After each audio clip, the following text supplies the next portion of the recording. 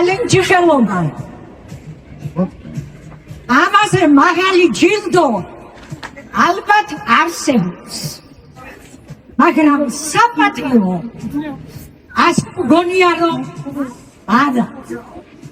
საპატიოა იმიტომ რომ იგი მშობლიური ფესვებიდან აქვები მასკურის ნიავით განებირებული ჭანის წყლის ალღებით ნაწერწობით. მადლობა. ილიასთან ხიდქადახილობა გახსოვთ ალბათ. სამწუხაროდ იმუშავა ნაცადმა მეთოდმა გათიშდა იბატონე. საზოგადოებას ყავს მდინარე გაღმა და გამოღმა ნაპირებად.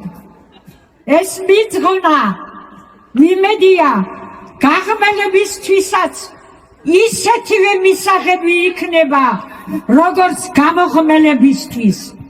რადგან გიას ბავშვობამ სიხმაწილემ და ახალგაზრდობამ სწორედ მაშინ ჩაიარა როცა ყველა ერთად ვიყავით. მის წალენჯი ხელობას კი ხიდჩატეხილობის გამო ყველა თავისი სამზერიდან აფასებდა. მაგრამ ჯერა რომ ყოველ ადამიანში სინდისის ხმა და მიმაჩნია რომ ეს წოდება სრულიად წალენჯი ხამ არ გუნა გია ხაჩილოვას. გიასთვის წალენჯი ხელობა ნიშნავდა სოციალურად დაუცველი ადამიანებისადმი გულწრფელ თანადგომას. ნიშნავდა იმ მცირე ბიუჯეტითაც კი ინფრასტრუქტურული პროექტების კეთებას. ნიშნავდა ბაღებში საღმზრდელო სივრცის გაუმჯობესებასა და ხელმეორედ ახლებურად გაკეთებას. წალენჯი ხელობა ნიშნავდა აღსაზრდელთა კვებას არა მხოლოდ ბაღებში, არამედ პირველ კლასელთა კვების დაკანონებასაც. წალენჯი ხელობა გიასთვის ნიშნავდა მეგობართა ჯგუფის შემოყვანას და მათ მიერ განხორციელებული საქართველოს მასშტაბით არ ნახული უპრეცედენტო პროექტების გაკეთებას და დამკვიდრებას. წალენჯი ხელობა ნიშნავდა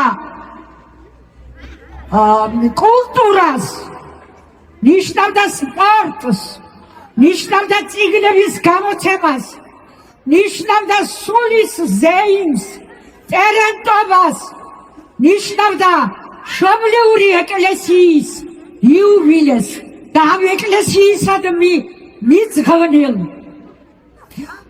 საოცარ უნიკალურ საშვილიშვილო გამოცემა წიგნს სახელწოდებით წალენჯი ხა ფერისვალების ტაძარი 1000. კიდევ რამდენი რამეა ჩამოსაქმნელი. თქვენ იცით ეს, მე არაფერს არ ვამეტებ, თუ არა ვაკლებ.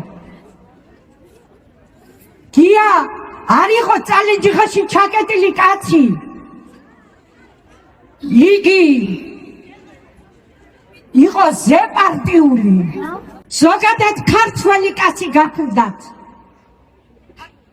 საქართველოზე უზომოდ შეყარებული და ვერხისტავსანზე ვაჟაზე გაზრდილი. მაგრამ დღეს მე ვდგავარ ვცხოვრობ კაცრ სინამდვილეში. ვდგავარ თქვენს წინაშე და ჩემი შვილის საპატიო წალენჯი ხელობას ვიბარებ. გიას ჰყავს მშვენიერი მეუღლე ირმა სორდია და ჰყავს შვილები მაგდა, მარიამ, გიორგი. მათთვის ეს ჯილდო იქნება წახალისება იმისა, რომ იცხოვრონ სახელმწიფოებრივი აზროვნებით. ღიასთვის კი ეს ჯილდო იქნება სულის სიმაღლე და სიღრმეც, სიმსუბუქე და შვებაც. ჩემთვისაც მეგობრებო, ჩემთვის იმიტომ რომ მე განგებამ ისეთი ტკივილი მაგგუნა, რომელსაც სისხლი დღენიადაგ ჩემს სხეულში მიმოაყარებს და გულის ზარღვევს მიჭრი.